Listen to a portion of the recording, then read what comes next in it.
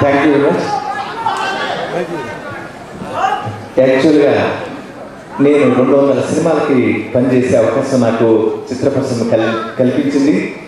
కానీ మా ప్రసాద్ గారు, ఈ చిత్ర నిర్మాత ప్రసాద్ గారు నాకు ఈ అవకాశాన్ని ఇచ్చారు. రాంబాబు గారు దర్శకత్వం వహించారు.